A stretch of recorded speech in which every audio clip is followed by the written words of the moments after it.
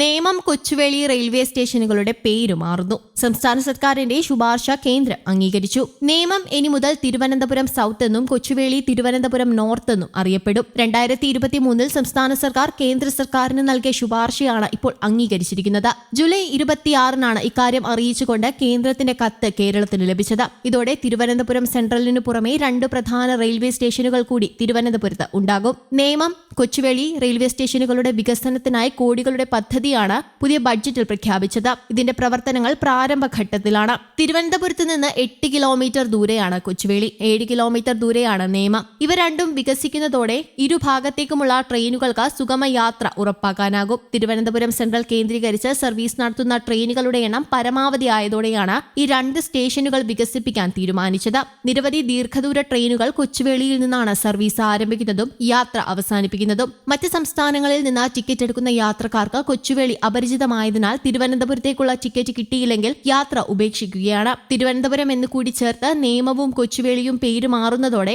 ഈ ആശയക്കുഴപ്പം പരിഹരിക്കാനാകുമെന്നാണ് വിലയിരുത്തൽ. അതേസമയം കൊച്ചുവേളി മാസ്റ്റർ പ്ലാൻ പൂർത്തിയാക്കാൻ ബഡ്ജറ്റിൽ കിട്ടിയത് വട്ടപൂജ്യം. 2005 തുറന്ന കൊച്ചുവേളി റെയിൽവേ സ്റ്റേഷനിൽ മാസ്റ്റർ പ്ലാൻ അനുസരിച്ചുള്ള 3 ഘട്ടങ്ങൾ പൂർത്തിയായെങ്കിലും 4ാം ഘട്ട വികസനത്തിനാണ് വൈകുന്നത്.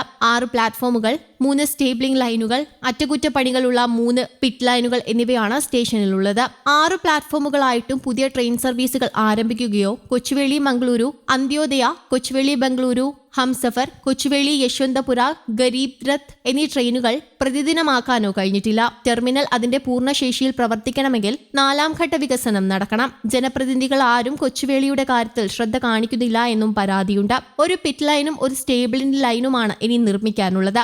ഇതിനായി തറ നിരപ്പാക്കിയിട്ടുണ്ട്. 40 കോടി രൂപയുണ്ടെങ്കിൽ ഈ ഘട്ടം തീർക്കാൻ കഴിയും. എന്നാൽ ബഡ്ജറ്റിൽ കൊച്ചുവേളി വികസനത്തിന് പണമില്ല.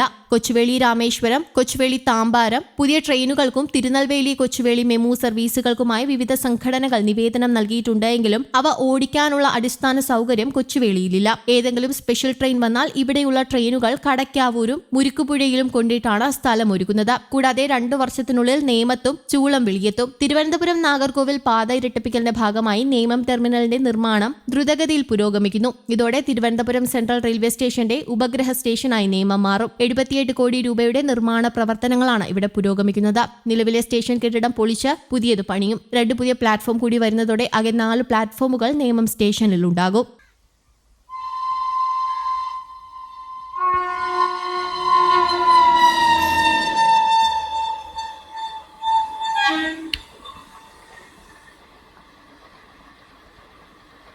News desk, Kerala Kaumudi.